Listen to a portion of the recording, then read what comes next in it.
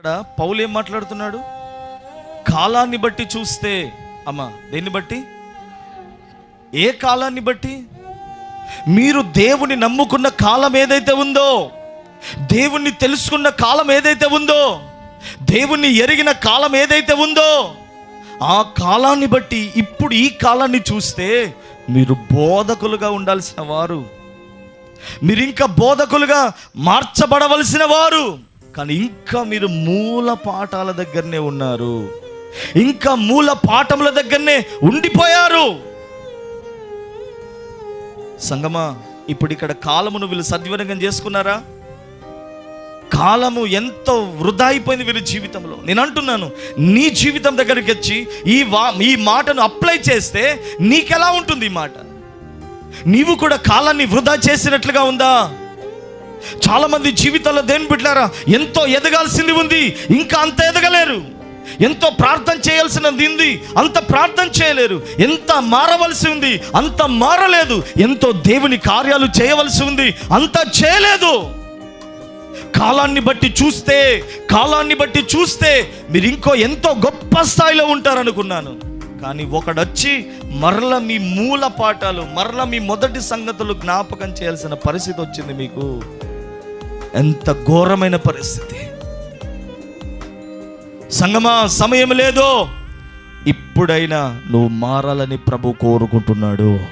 ఆమెను చెప్దామా గట్టిగా? హల్లెలూయా, హల్లెలూయా. సమయం లేదు, నువ్వు మారాలి. కాలాన్ని బట్టి చూస్తే ఎంతో గొప్ప స్థాయిలో ఉంటారనుకున్నా నేను. కానీ మరలా ఒకడు వచ్చి మూల పాఠాలు చెప్పేటట్టుగా మీరు ఉండిపోయారు. ఎంత షేమ్, ఎంత అవమానం! పుట్టినవాడు పెరగకపోతే నువ్వెంత బాధపడతావు? నీకు పిల్లలు పుట్టారనుకో, వాడు అట్లనే ఉన్నాడు అనుకో, నీకెంత బాధ? ఒక సంఘములో ఒక సేవకుడు కూడా, ఒక విశ్వాసి ఎదగకపోతే అలానే బాధపడతాడు. మనం ఇంకా మూల పాఠాల దగ్గరే ఉన్నామేమో. కాలము లేదు, సమయం లేదు. జాగ్రత్త! గతించిపోతున్న ప్రతి మినిట్ కొరకు, ప్రతి సెకండ్ కొరకు, ప్రతి గంట కొరకు, ప్రతి సంవత్సరం కొరకు, ప్రతి మాసము కొరకు దేవుడు నిన్ను లెక్క అడుగుతాడు. ప్రతిరోజు నీ జీవితము పేజీ దేవుని దగ్గర రాయబడి ఉంది. దేని బిడ్డరా, యోషియా అనే ఒక భక్తుడు ఉంటాడు, రాజు. అతని కొరకు ప్రవచనం చెప్పబడిందంట. ఇతడు పుట్టి ఇది చేస్తాడు, ఇతడు పుట్టి ఇది చేస్తాడు అని. యోషియా అలానే చేశాడు, దేవుడు కూడా అలానే చేశాడు. యేసయ్య బాప్తిసం ఇచ్చి యోహాను కూడా అదే చేశాడు. నేను అంటున్నా, దేని బిడ్డ, నీ కొరకు కూడా దేవుడు ఆయన గ్రంథములో అనేక విషయాలు రాసి పెట్టాడు. నువ్వు ఇది చేయాలి, ఇది చేయాలి, ఇలా బ్రతకాలి, ఇలా మారాలి, ఈ కార్యాలు జరిగించాలి, ఈ కార్యాల కొరకు నిలబడాలని.